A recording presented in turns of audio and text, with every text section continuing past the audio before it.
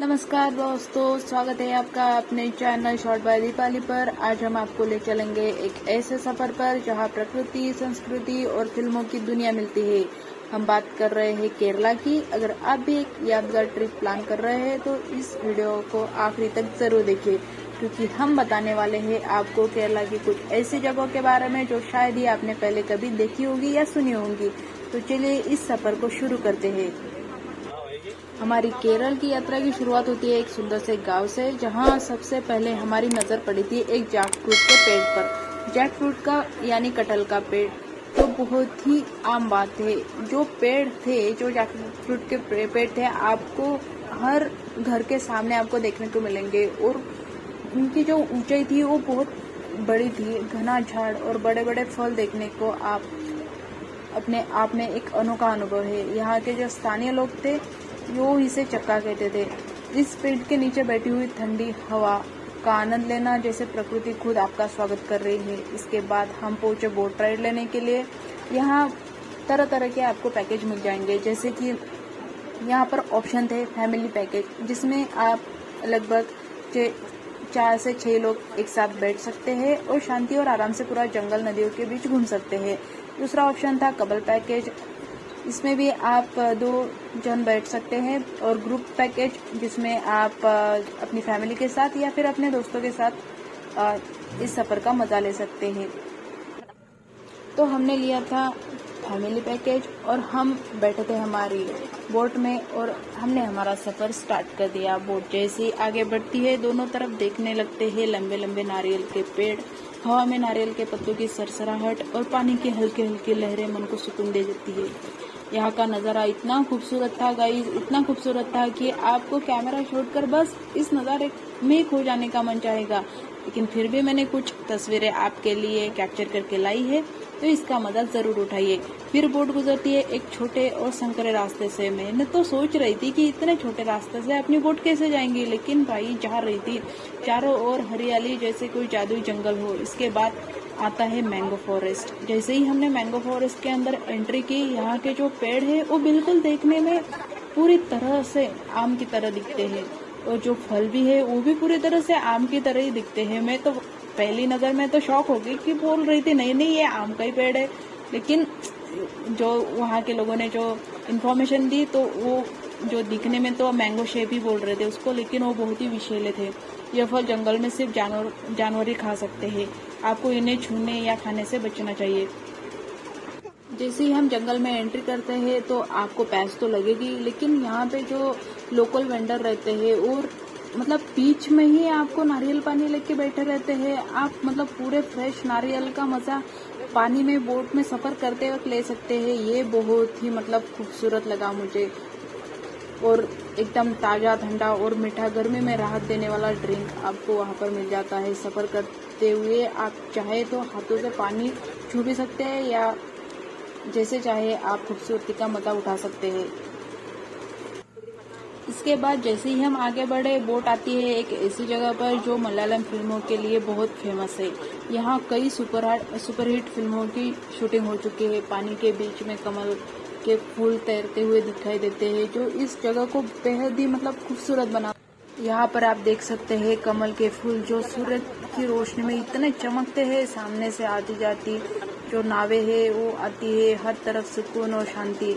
इस जगह के पास एक सुंदर सा रेस्टोरेंट और होम स्टे भी है, जहाँ पर आप रुक भी सकते हैं, ताज़ा खाना खा भी सकते हैं और आसपास की नेचुरल ब्यूटी को बैठकर घंटों तक निहार सकते हैं। यह जगह उनके लिए परफेक्ट है जो शहर के शोर से बहुत दूर रहना चाहते हैं, प्रकृति के साथ समय बिताना चाहते हैं। उन्होंने एक बार इस जगह को जरूर विजिट करनी चाहिए।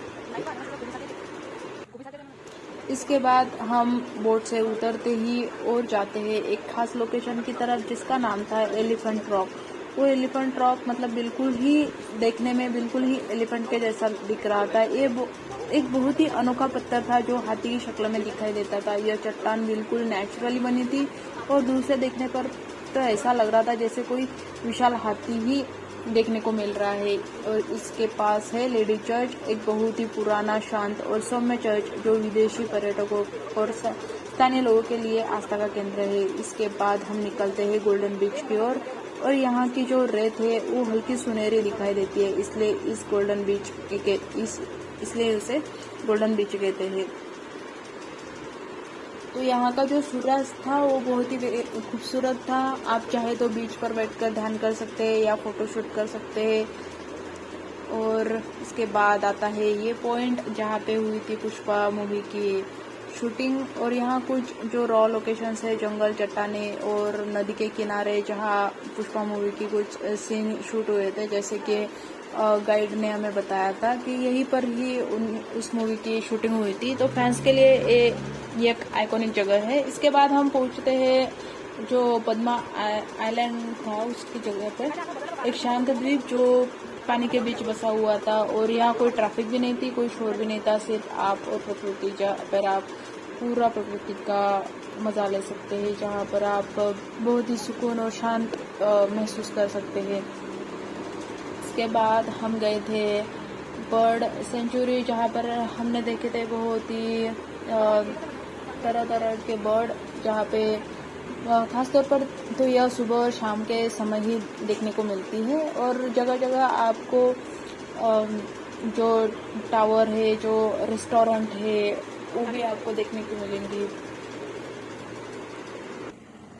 अगर आप भी कुछ प्रकृति में कुछ समय बिताना चाहते हैं, जैसे कि किसी किसी का ड्रीम रहता है कि बहुत शांत सी जगह पे जाके चारों तरफ पानी हो, ठंडी हवाएं हो और चारों तरफ हरियाली हरियाली हो, और कुछ दिन तक के हम अकेले रहना चाहते हो, तो ऐसी जगह पे आप जा सकते हैं। यहाँ पे वैसी जगह मौजूद है जहाँ पर आप 4-5 दिन के लिए ठहर सकते हैं। यहाँ पे आप वीडियो में देख रहे हैं कि आपको छोटे छोटे रेस्टोरेंट देखने को मिलेंगे, और कुछ नाव भी आपको स्पेशल तरीके से डिजाइन में मिल जाएंगी। जैसे अगर आप कुछ एक्स्ट्रा चेयर जैसे देखना चाहते हैं, जिस पे बैठना चाहते हैं, उसी तरह से आप अपनी नाव बुक कर सकते हैं।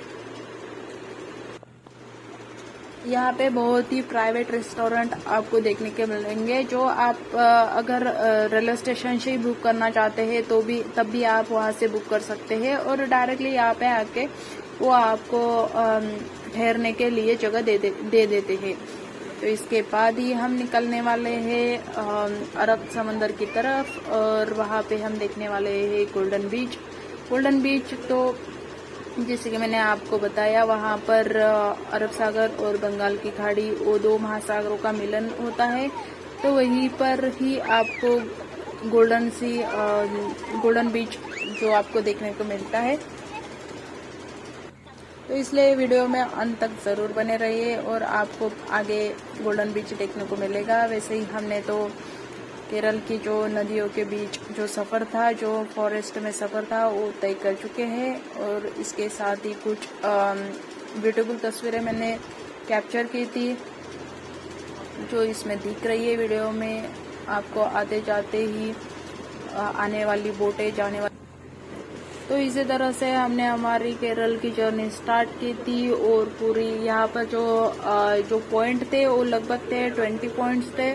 20 पॉइंट में हमको लगे थे लगभग 2 घंटे। उनके हिसाब से पैकेज रहता है कि अगर आप 2 घंटे घूमना चाहते हैं तो उसके लिए अलग प्राइस, अगर आप 1 घंटे में ही कवर करना चाहते हैं तो उसके लिए अलग प्राइस। फिर आपको हर पॉइंट पे कुछ ज़्यादा टाइम नहीं मिलेगा। अगर आप जल्दी जल्दी निपटाना चाहते हैं तो उसके हिसाब से हमने 2 घंटे का पैकेज ले लिया था।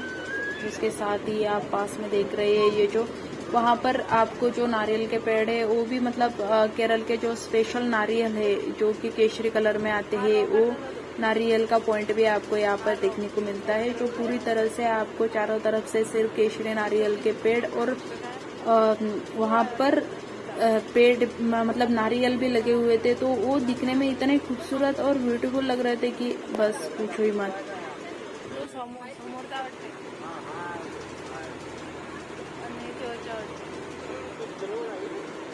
इसके बाद ये जो है ये है लेडी चर्च।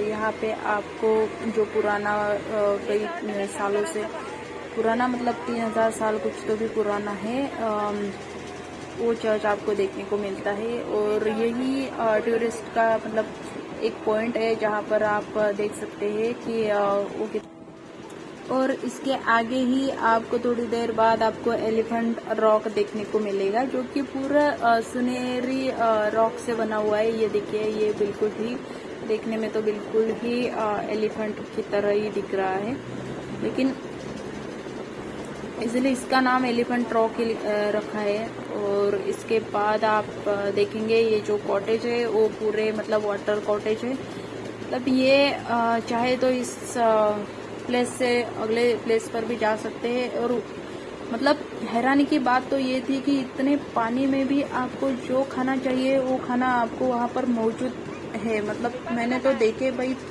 पंजाबी खाना, राजस्थानी खाना, पूरा मतलब महाराष्ट्रियन खाना, जो खाना आपको खाना है वो सारे रेस्टोरेंट एक कॉटेज के रूप में वहाँ पर अवेलेबल है। और इसके बाद ही हम जाने वाले हैं गोल्डन बीच की तरफ।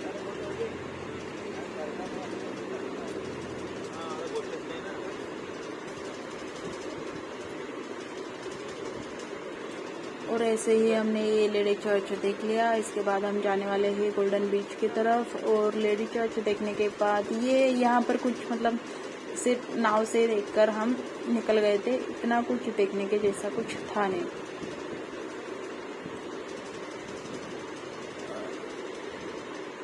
तो वैसे तो अगर आप चाहे तो केरला का जो ट्रिप है आप अपने हिसाब से 2-4 दिन में कवर कर सकते हैं। तो ये देखिए, ये है वो जो वाटर कॉटेज जिसकी बात मैंने की।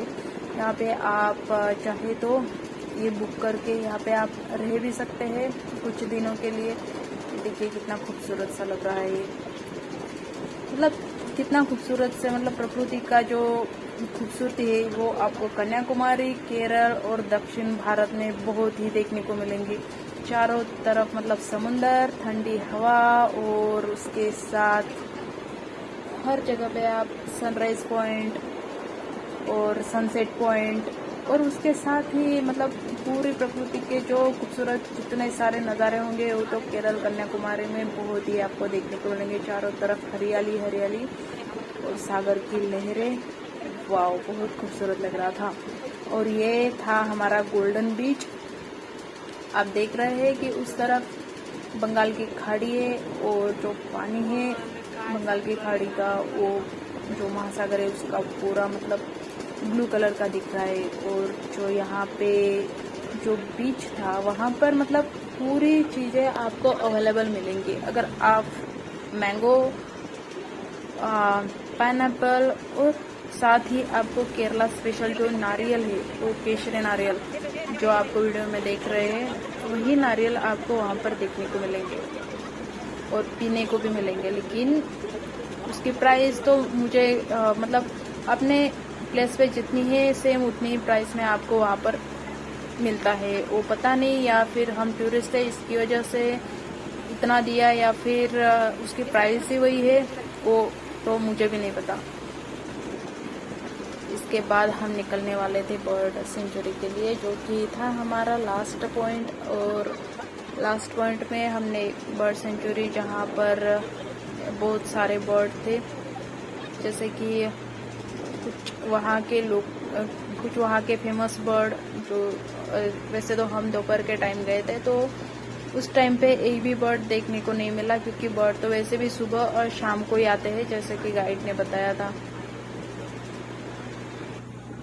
तो दोस्तों, कैसी लगी आपको केरल की ये शानदार और प्राकृतिक यात्रा? अगर आपको इस वीडियो से जानकारी और शांति दोनों मिलती है तो लाइक करें, सब्सक्राइब करें और मेरे चैनल को शेयर ज़रूर करें। और कमेंट करके बताइए कि इनमें से आप कौन सी जगह सबसे पहले विजिट करना चाहेंगे।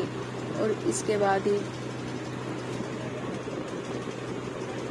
वीडियो को अंत तक ज़रूर देखें, क्योंकि वीडियो के अंत में जो सबसे बड़ा स्टैचू, जो शिव जी का सबसे बड़ा स्टैचू बनाया गया है, उसको दिखाया गया है। तो इसके लिए वीडियो स्किप मत कीजिए और लास्ट तक ज़रूर देखें। तो जैसे आप देख रहे हैं, ये पद्मा आइलैंड है। यहाँ पर आप चाहे तो फ़ोटो निकाल सकते हैं, यहाँ पे आप कुछ देर तक के ठहर सकते हैं और पूरी तरह से आप प्रकृति का आनंद उठा सकते हैं। तो चलिए मिलते हैं मेरा नेक्स्ट वीडियो में। मेरा नेक्स्ट वीडियो रहेगा तिरुपति बालाजी पर, जो कि मैं कुछ ही दिनों में अपलोड कर दूंगी, तो उस पार्ट को मिस मत कीजिए। अभी कहाँ जा रहा है? अभी देख जरा फोटो काट के बोलो तो फोटो तो तुला काढायचा माझा फोटो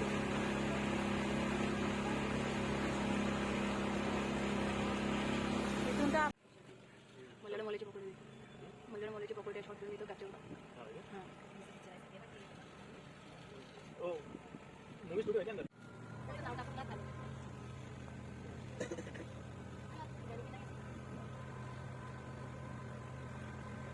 अभी जायचं लयच कोण आहे एक लागले अडी पहिला आहे त्याचे बी चालला असते ना गाडीवाले तरी जानते आडी आणा म्हणते नाही हा पहिला आहे हॉटेल सारखं त्यांना आपण घेतले नाही तर तुम्ही घेतली नाही तुमचं सांगेल किती वेगळी नाही मुंगा डबल फोन लागत नाही कोण त्या ऑटोला त्यानं बी नाही ना हा बी ऐकू गाडी काय आहे बोर्ड जो असतो नाही आपले ते आपला काही झालं वाटते संपलं वाटते इथं संपून राहिलं ये बोल बोल संपलं की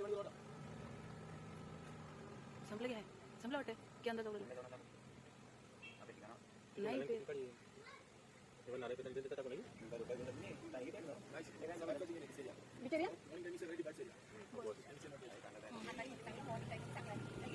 सकाळी पक्षी असतात आता नसतात नाही आता एक बी नाही दिसून आला कुठे गेला काही कमाई करायचं काम नाही देखिए